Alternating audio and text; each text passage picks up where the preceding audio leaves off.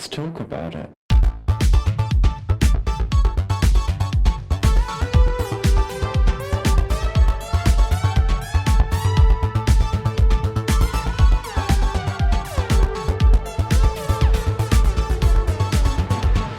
Hello and welcome back to Thicc Radio, the podcast where we talk about gaining, feedism, and everything in its orbit.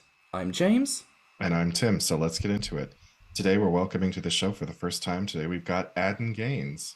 Ooh, hello Adden, how are you? I'm good, how are you guys? Doing good. Doing good. Oh, thank you so much for being here today. We've been looking forward to having you on. I'm happy to be here. Good. Well, listen, today is obviously a very special day, and I don't think most listeners will really be familiar with a day like today. Today is International No Diet Day, and for people who don't know, this day was created by Miss Mary Evans back in 1992, and in the years since, it's become an internationally recognized day for everyone around the world to better appreciate their bodies as they are, and in more recent years, really overcome a lot of weight stigma and diet culture. So really, that's why we're wanting to bring you in today of all days, because for listeners who don't know, Adden has been out and about in the world before, showing the belly, shaking the tatas, jiggling the junk, and just showcasing to the world that luscious body without hesitation, with absolute reverence, and just, oof, gorgeous jigglosity. So, Adden, are you ready to get into it today? Let's get into it. Oh, so exciting. So look, let's kick things off proper then. What does diet culture look like to you in 2023? I think diet culture really just is about a means of controlling one's bodies and especially emphasizing on the health aspect. I think lately we've been hearing a lot from voices that prioritize one person's health over all else and kind of tries to keep people within what is considered to be a healthy look, whether that's small enough, but also as we're recently seeing with, different celebrities like Ariana Grande being bullied for being too skinny, right? So it happens on both fronts, and I believe it can be equally harmful. There's a very clear obsession with aesthetics when it comes to diet culture, because like you said, it's all about body health, or at least that's what they mask it as. We're just trying to make your body healthy. Nobody ever says, but by the way, you're going to feel like shit. your mental health is going to go down the toilet, but you'll look great. What was that line from the 90s? Nothing tastes as good as skinny feels. I gotta completely disagree with that. Skinny never felt as good as a fucking McDonald's cheeseburger 3 o'clock in the morning when you are so drunk and you can't even see or walk straight and you just need calories in your face because you're gonna be sick in the morning and you were just cramming crap in your face and you're just like, oh, skinny will never feel as good as that moment of the burger grease hitting your tongue. All right, so but you're absolutely right. There's this absolute control element within aesthetics. I mean, we've seen this conversation recently come forward with people like Jonah Hill and Nicola Coughlan, especially, who've come forward and basically said to the media, hey guys, shut the fuck up about my weight. Doesn't matter whether you think it's a good thing or a bad thing that I'm getting fatter or thinner. Just in general, shut the fuck up now. Amen. And that's cunt. And that's the exact conversation that needs to happen. Absolutely. 2023, girl, we got war in Ukraine. We've got a whole bunch of things happening in the world. I don't care about people's bodies' weight. Why is that something that we feel that we should be galvanized to read about and to be invested in and to learn about with other people? Is someone's body weight really the most interesting thing about them? For communities outside of gaining, who apparently really fucking don't like the idea of body weight and all that kind of thing, we're kind of obsessed with it as a culture, which is very interesting. So, I don't know. Food for thought there, people. But Well, I've said it before, and maybe you'll agree with me, Adden, is like, so I think the reason why people obsess so much about celebrities in particular and their weight is because celebrities are so visible that the average person sitting at home sees the celebrity, sees that they look perfect, that they look, they've got the body, they've got the clothes, they got all this stuff. It's enough to make you feel like crap about yourself so that you will then go spend the money on a gym membership, or you'll go spend the money on cool sculpting or fat suctioning or whatever else you have to do to end up looking like somebody that you will never look like, because even they don't look like themselves. Like, do you think that that's kind of like, it's a delicate balance that two industries are always on about? We have to make people feel bad about themselves so that they'll spend the money, and then we have to pressure the celebrity to always look perfect. Yeah, absolutely. I do think it's a multi-billion-dollar health industry, or what is it? Fitness, nutritional diet culture is a huge industry, and they're always going to be trying to pressure us because, there's a lot of powerful players behind that, keeping us, hooked on these products, hooked on these diets, hooked here and there. But I do want to add a little something here, and I think, and something that should be emphasized, I think, because I think sometimes as gainers and people as part of this community, we veer into a pro weight gain to a point where we sometimes fall into the trap of criticizing skinnier bodies. I think that we become complicit in diet culture as well, right? Where we make people feel bad about their bodies if they're not big enough, if they're not making any weight gain, and that can be equally as toxic, right? So we need to be careful doing that. I used to be skinny, right? And I remember seeing on someone's profile, I'm only into big guys. Don't like. I oh, think the line was, I like my men like sides of beef, not chicken wings, and that made me feel terrible because I knew I was the chicken wing, not the side of beef. And I right. like, you can say what you're into without saying what you're not into, and focus on the things that you like, and you don't need to put down another body to be into something else. So I think, with just, if we're going to counter diet culture, we need to focus on body positivity as a whole, just accepting without rejecting, right? I love that. That's so important, really. And I know we've kind of talked about this a little bit as well, but I've said this before. I feel like gaining for me is less about the specifics around gaining weight and more about gaining proximity to the body and the lifestyle that is right for you. We aren't trying to offer up as gainers the exact opposite of weight loss, right? We're trying to represent the freedom from all of that, period. That's how gaining can be healing for not just gainers, but for the world. If we can Mm-hmm. exist in a realm in which we say it's okay to get fatter, we also present a paradigm in which it's okay to just exist in your body no matter where it exists on the thin to fat spectrum. Mm-hmm. We Yeah. can be freedom for everybody, not just for ourselves. We can bring everybody to the table. And that point you make about some people like their men like sides of beef, not chicken wings. Bitch, I love chicken wings. Don't fucking talk about like people don't love fried chicken wings. Go down. That's the first thing you pick on the menu, bitch. Bitches, we know we like fried chicken wings. Don't be casting shade at the good shit just because it is not as substantial as what you would otherwise preference. There's a really interesting graphic I'll send you later on by a Canadian company actually called GoInvo. It's about the determinants of health. And if you look through it, it's very, very fascinating the way they break down all the different factoids that basically go into the lovingly amorphous blob that we call health. Diet and exercise, if you look at it on a sort of mathematical level, only really comprise about 6.3 to 12% of your health at max. Great. That would be awesome to have, to be honest, because I do have a lot of conversations about this.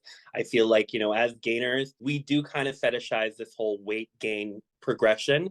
Some people in the community like bigger guys, but a lot of us, who are into gaining specifically, it's about the process of weight gain. So it can be challenging sometimes, to take a step back and kind of like realize we do fetishize weight gain, and it kind of like it does have this like kind of like anti-diet culture effect, and we are kind of forced to be exposed to this. Where I come from, my family is extremely health focused, and the way I grew up, we would see a fat person on the street, and my dad or my mom would be like, see them, they probably have heart disease and diabetes, right?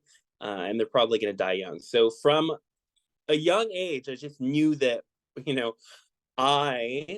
my desire was wrong, was bad, right? So I knew that when I saw fat people, I was just aware of the societal bias and the judgment against them.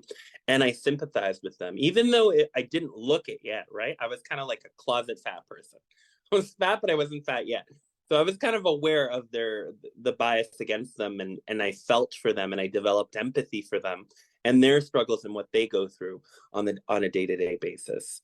And that's why I try to kind of like help in general, right? I feel like a lot of people tend to be very focused. I'm just a gainer, but I don't care about the rest of the world. But I feel like, we also need to care about the rest of the world, because yes, implicitly we are impacted by the body positive movement, which is, I think, is so important. And people on the forefront of that are women. So we need to support those women with the body positivity that they do, support them, and, empower them, and, bring them up, and just be part of that movement, right? I personally don't feel like I'm the, prime example of body positivity.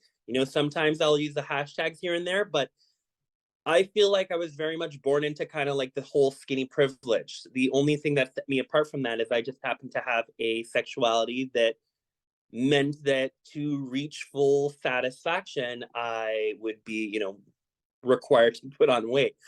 But if it weren't for that, I would fully, have that privilege. I was never bullied for being fat. I was never, it's not something that I went through. So I definitely put on the pedestal, especially, plus size women, plus size people who grew up having to face that bias, and were kind of forced into it. They never had a choice. And James and I have spoken many times now about how we both grew up skinny as well, and we've always enjoyed skinny privilege right up until the point that we decided to start gaining. And it's been kind of a struggle for me to take a step back from that and realize that there are other people that have not had the skinny privilege. They were bullied, they've had body issues all throughout puberty, high school, on into college. And like, I have to remember that just because I think that someone looks amazing at a certain weight doesn't mean that they think that they look amazing at a certain weight. 100%.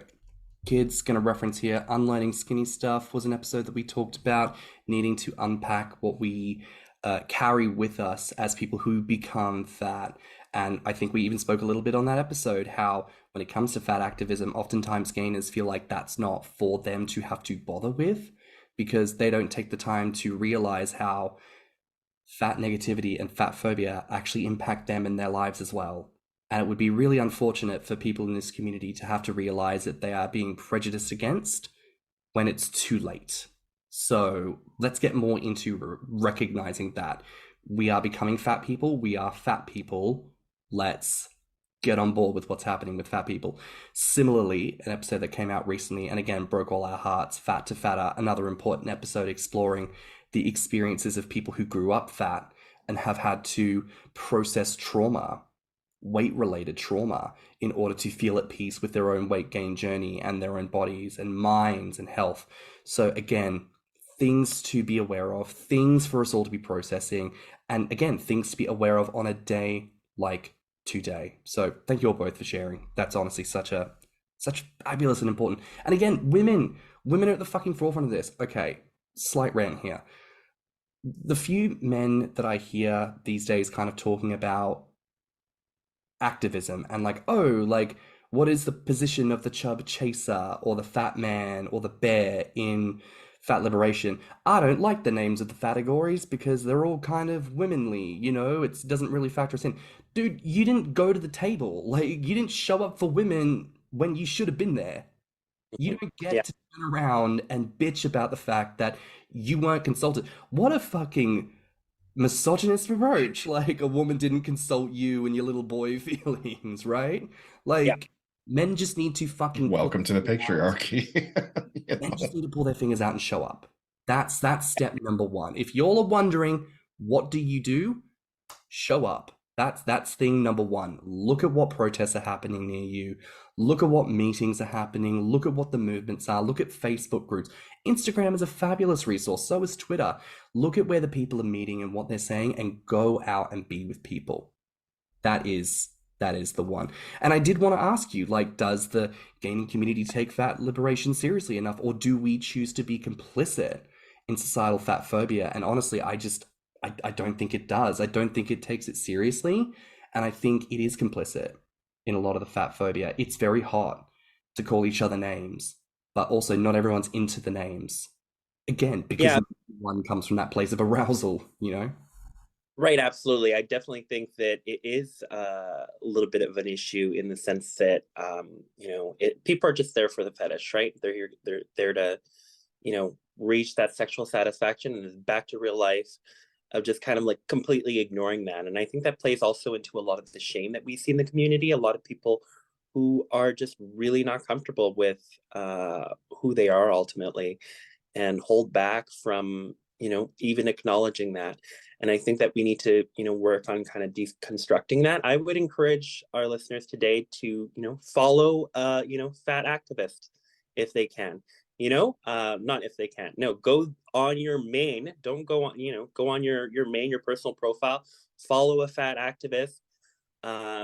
There's one that I always recommend. Her name is her name is Anna O'Brien.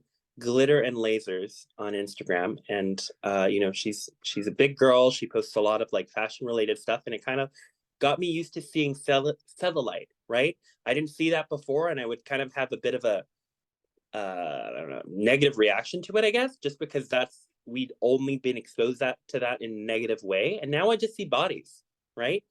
And I think if you can, just do that and get used to seeing fat instances in non-sexual situations, it'll do a lot to help you kind of unpack and remove that kind of internal stigma that you have towards fat people that you might not even realize that you have. 100%.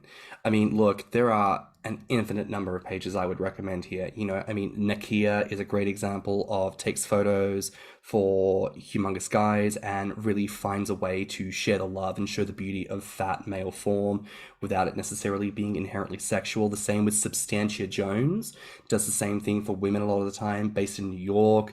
Again, thinking New York Hot Fat Guy Club. That's a group of plus-size male models that are coming together at the moment. Thinking Canadian references, Everybody on Stage, led by Greg Carruthers, who is a plus-size queer actor in Canada. I can't quite remember where specifically, but I believe they do shows across the different zones.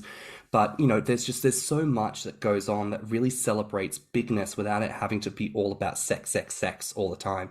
So depending on what your particular flavor of passion, of art, of fashion, of anything is, look it up. I guarantee you there is someone in the fat lib space doing something incredible with fat bodies intersecting with that. Go out and celebrate it, support it. Buy a ticket, buy the merch, give them your coin and your support, post them on socials. Do all of that today, all right? Go ahead. Amen. When you started doing a lot of the stuff that you do now, what were some of the first things that you did to kind of break the ice and start involving yourself in things? I would just say that, I started really by just following body positive people on Instagram and kind of listening to their voices, and also trying to see, unfortunately, in our culture, a lot of the fat voices we have are often portrayed in a negative way in the actual mainstream media, right? And so I would, seek out the people who'd been interviewed, often kind of in a negative way, and like see their socials on a personal level, listen to their stories, and see what I can learn from them, right? As someone with skinny privilege, I've never felt like I was kind of, forced, or I never felt like my body was, holding me back from accessing certain privileges other than gaining specifically, right? but a lot of people feel that way, right? And I'm also in a position where, you know, oftentimes people will talk about fat people as though there's no fat person in the room, and therefore it's my responsibility to stand up for those people. Otherwise, I'm being complicit, right? So I need to learn the facts. You know, if someone says an argument that I don't know how to respond, I'll look it up. I'll look for arguments against that. So next time this kind of subject comes out, I can respond, right? And that way I'm being an active ally to the fat cause instead of just being complicit and, you know, only a part-time ally. All I would just recommend is, you know, look, you know, if you want to get involved, or I think everyone should want to get involved, but that's a personal opinion, look it up. Look it up. Someone says against it, try to, you know, bring up a point against it, right? And I think we can all benefit to, quote unquote, come out as fat people to people that we're close to, so they don't necessarily assume that everyone prefers to have a skinny body, right? Because from the moment that you start challenging that, you actually start seeing, well, I've personally seen kind of a bit of an improvement amongst, you know, my friends, or just, you know, lovers, partners, family members even, who no longer assume that, you know, skinny is best or skinny is better. They start realizing that there are exceptions to that. Well, not necessarily just exceptions to that, but that we need to kind of like take it on an individual basis. We can't judge a book by its cover. We can't make generalizations, because then people will be excluded from that. Something that I wanted to ask, because I've just been curious since I started following you. So do you think that because you grew up with skinny privilege, because you're younger than I am, and I just wanted to know where that confidence came from to just go out and be so public about it at a young age? Because I'm 40, and it took me until like 35 to gain the confidence to embrace weight gain and think that I looked hot and be able to go out of, you know, my house with like my gut on display and not have any issues about it. And you arrived at that at a younger age than I did. So I'm just always fascinated by people who have this confidence earlier in life.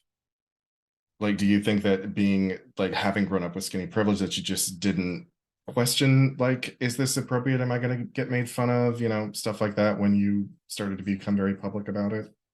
Right. Well, I think that where I come from, on my journey itself, it was definitely, my parents are super, I grew up, they're very, very anti-fat, you know, maybe less now, but as I grew up, it was, you know, the thought of me having this fetish was just terrible. And, you know, I thought I was the only person in the world. So when I found the gaining community, it was like, We all did, honey. We all did. such a relief just to know that I wasn't the only person out there. And now to see that people are actually kind of like seeing it as a kink and kind of getting into it and willing to explore, as I, you know, explored as an adult performer, and, you know, collaborated with, you know, mainstream porn stars who are like, yeah, let's try it out, right? This is such amazing progress. But as someone who had to put up with a lot of that internal shame, eventually I just had to let go. So I knew that I wanted to gravitate towards that level of authenticity as soon as possible. And I started testing the waters. I started with, you know, close friends, and just kind of, I was like, oh, I have this weird fetish. And, you know, they would guess it, and then they would guess all of these things. And eventually I told them. And when I told them, they were just like, oh, that's not that weird. Oh my God.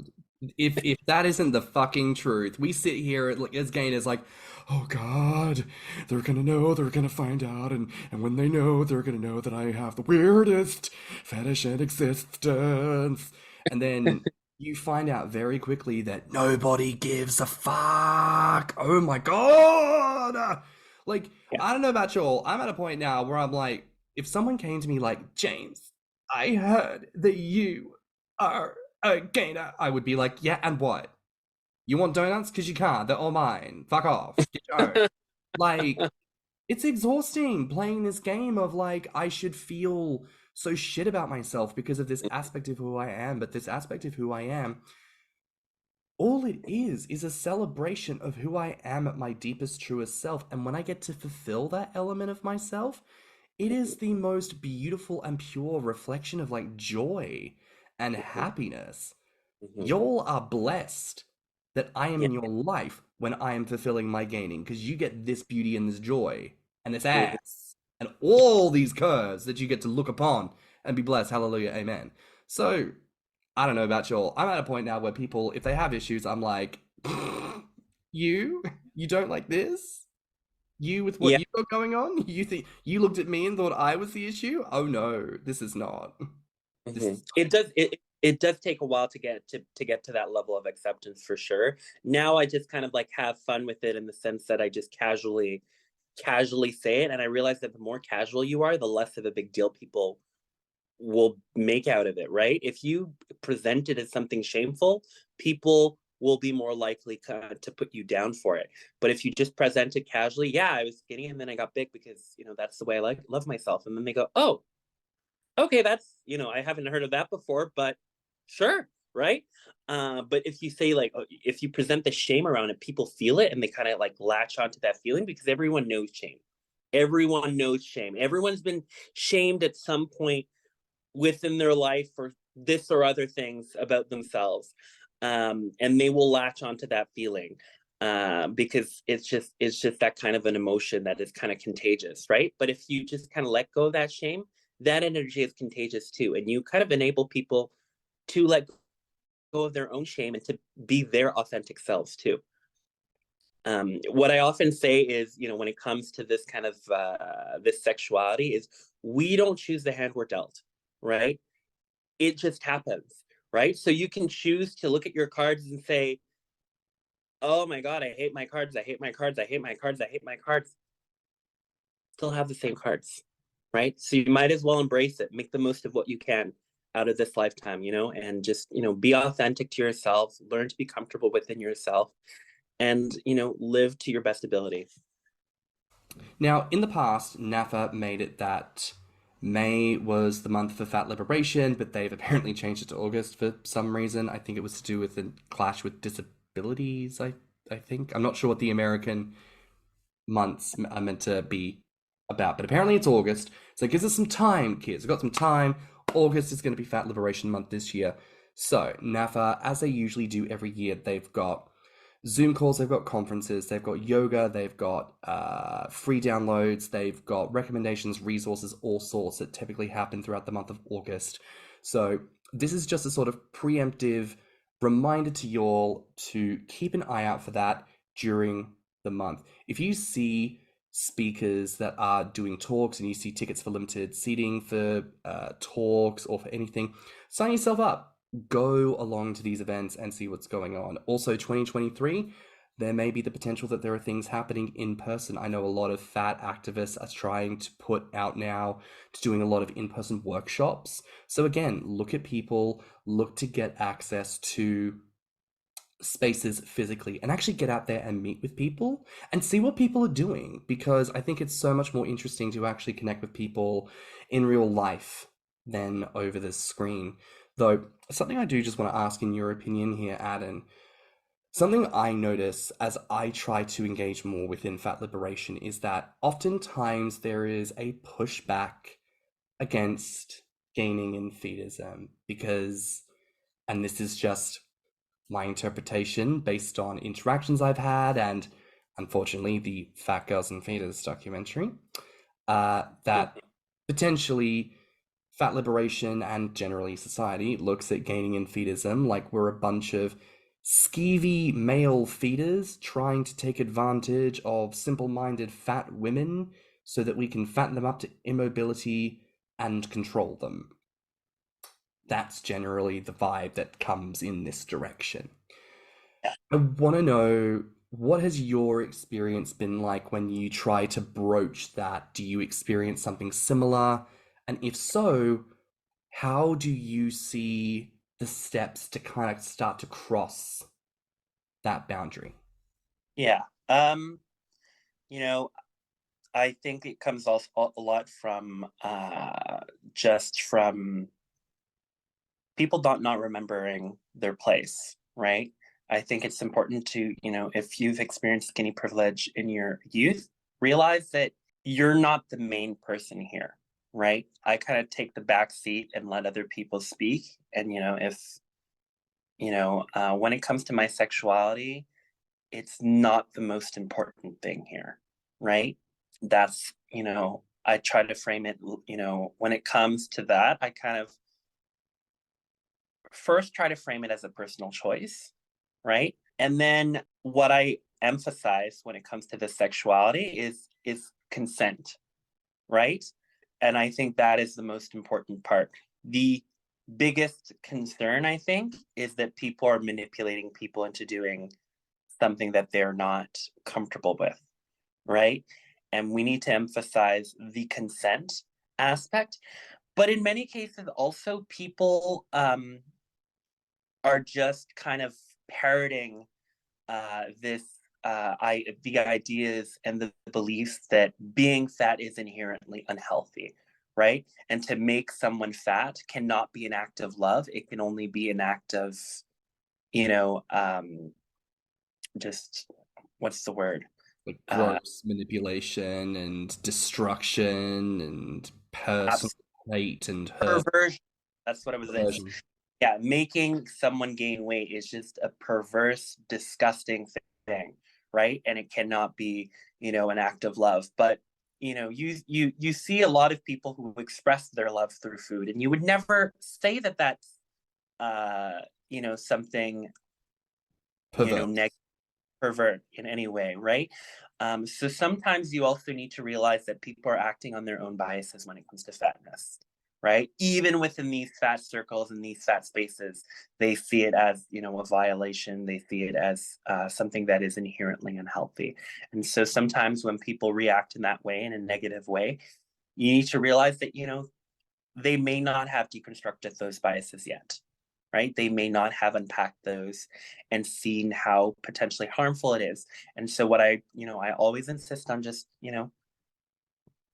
is consensual. It's consensual. It's consensual. I do only this with consensual adults. And actually that brings up something interesting there, because I do see in the gainer community, a lot of people who kind of fetishize growing people kind of without their consent. Yeah. There's a lot of fiction based on that. A lot of fiction. Yeah, I've noticed my roommate's gaining a little bit weight. I wanted to slip the gaining pill into his food, right? And you're allowed to have your fantasies, you're allowed to have your stuff, but to actually act on something that is not consensual that way is harmful, because they're not giving consent, right? They're not agreeing to that, and they're not able to it's not informed consent, so it's not okay. You wouldn't want someone to slip a weight loss pill in your food. Why would you do that to someone else? And so I think it's important to kind of like realize the implications of doing those kind of things. I know that as gainers, sometimes we like the idea of loss of control. So maybe we project that onto other people, the thought of like, oh, they're losing control, and that's kind of hot, right? But, when you're kind of being exploited in a way that you're not consenting to, that's not fun. And that also impacts the gainer community as a whole, because people that they see, oh, these people don't care about consent. And that's harmful to the whole community. Where you say, I like bigger men and I like making men fatter, people just think that you're preying on people who are not consenting. So 100%. There is a difference between consent, non-consent, and consensual non-consent. And we all need to become very familiar with all of these terms. We need to be very familiar with what we're doing, and we need to be very considerate of how we do what we do and who sees what we do as well. The idea of leading into a conversation and calling someone pig. Oh, I just presumed you would enjoy that. Oink, oink. No, don't presume that. We've already talked about this. Some people have trauma around that. Don't be a dick. Don't be the reason someone has like a triggered day where their appetite and ability to eat goes completely out the window, and now they just want to curl up in a corner and cry just because you were horny and couldn't give a fuck. Like, don't do that. Let's have a bit of respect and consideration for each other. Please. Here we are begging for the basics of human consent and consideration on a podcast because too many of you all aren't dang doing it. Remind people when you see them acting a dang fool, just be like, back of the hand, you know, don't do that. But you know, I mean, I do understand that when it comes to male sexuality, oftentimes the part of your brain that sometimes goes out the window. So I do offer some leniency in that way. People say things sometimes that are they'll apologize for it later, and I do offer some leniency. But if you find yourself doing something like that, like I'm not going to come out here and cancel you per se, but just be aware. Be aware of how that can affect people. Be aware of how this can affect the people's perception of our community. Be aware of your actions and their impacts overall. That's all I'm asking.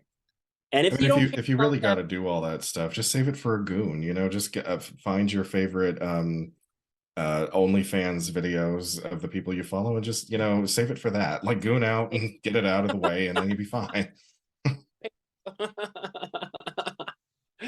I'd say that, or we have wonderful AI for that now. So my God. Do you know what? That's actually a really fucking excellent point, because obviously we're not pro the AI stuff here on the podcast. We support all artists in this community because oh God, what's that TikTok song? It costs so much because it takes me fucking hours. Like, come on, people, But AI art, that's absolutely perfect. Like, if you're looking for a very specific fantasy and, you can't be bothered being good to people about it, like, harass an AI bot. Do that. Chat GPT, go for gold. Lead them and make the robot do the hard work. Specifically, and I shared the link for people who wanted to, talk with the AI. And I think who else did it? I think Gut Growing did another version, a darker version of a gainer, Dom gainer bot. So you can always do that. There you go. For those conversations. But if you want to talk to actual people, you got to treat them like actual people. Isn't that the funny little trick there that we all seem to be missing? Bit of human respect. Oh, Tim, did you know about this? Human respect? It's kind of a foreign concept in the world that I grew up in. Well, remember, I grew up in a pre 9/11 world. That's nobody true. gave a shit about respect back then. That's true. And by pre 9/11, he's talking about before the year 911. Very old. But Adam, this has been such an incredible experience to have you on the podcast today. I just want to ask, what are you going to be doing to celebrate No Diet Day today? Well, I actually didn't know it was No Diet Day, so thank you for that. I'm going to be shouting it off the top of the rooftops and, making myself an ally to taking down this destructive culture that we have. Just remind people that they are not their weight. They are not their weight, and their weight is not themselves. And just remind people that they don't need to be losing weight or gaining weight, for that matter, to be happy. You can be happy as yourself. You can be happy as you're gaining. You can be happy as you're losing. Your weight does not make you. I love that. I think that's really important. I think today I will challenge myself today. I am not going to force myself to overeat like I normally do. I'm not going to gavage myself like a French duck ready to be turned into pate. I am going to take it easy and treat myself to treats if I'm in the mood for a treat, and I'm otherwise going to nap and lounge and bathe and be fabulous in all sorts of ways that aren't necessarily about food. Oh, I will, though. I will stuff myself. Fair enough. I'm tired of people, demanding that, I'm gain weight on a consistent basis. Because, we can be honest here. It's not always going to be sustainable to do so, right? So, I don't always need to be making progress. Appreciate me as I am. Appreciate me for the journey. You can you can see the journey that I've made, and you can ask me, you know, where I'm at and, you know, how I'm doing, and, you know, not drill me on why I'm not gaining.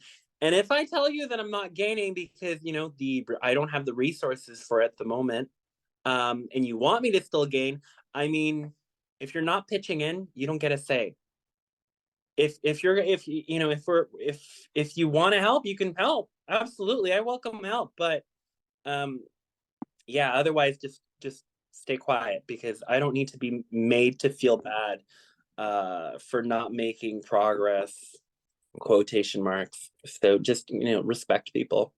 And actually, wait, no, there was one more thing, another random story. Feel free. At the point, I was losing weight because I was depressed and I wasn't eating, and people were saying, you know, you look so healthy, you look great. And I was like, shut the fuck up, I feel like shit. So if people are losing weight, gaining weight, I challenge you to compliment them without making the weight, you know, part of your compliment. You can just say, and I find that even challenging for myself sometimes, right? You know, where I see that someone's lost weight and I'm just curious of what changed. You know, sometimes you need to be quiet, because you don't know what's going on in someone else's mind. You don't know if they're happy about it. You don't know what they're going through. And if someone's gained weight, you know, just, you know, it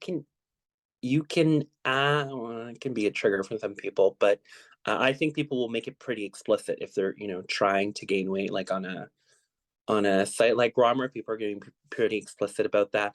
But until you know, try to stay away from that, because it's a trigger for a lot of people.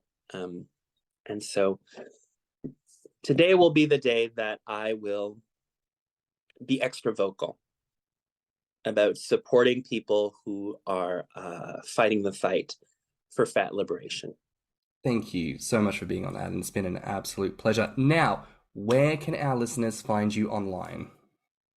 You can find me on ADN on Grommr. You can find me on adngains on Instagram. You can also find me on adngains on Twitter, where you will find a little bit more spicy content. You can find me also on OnlyFans, adngains, where you can find, you know, my collaborations that I've had with adult performers. And thank you. Thank you so much. Well, look, that's a wrap for now here on Thicc Radio. Please remember, everybody, to like and subscribe, rate us 5 stars, and leave us a good review. If you liked this episode, the podcast, or just us in general, share it with your friends and encourage them to tune in. You can find me on Instagram and beefyfrat at stannnum. And you can find me on Instagram, Twitter, YouTube, TikTok, and beefyfrat at thiccymouse. You can also look us up on TikTok at Thicc Radio, or at our website at www.podpage.com/Thicc Radio. If you want to submit a voice note, you can reach us at anchor.fm/Thicc Radio/message. And if you have any questions or ideas for episodes, you can reach us at thiccradio@gmail.com. So until next time, bye, Fats. Bye, Fat. Bye, Fat. Let's talk about it.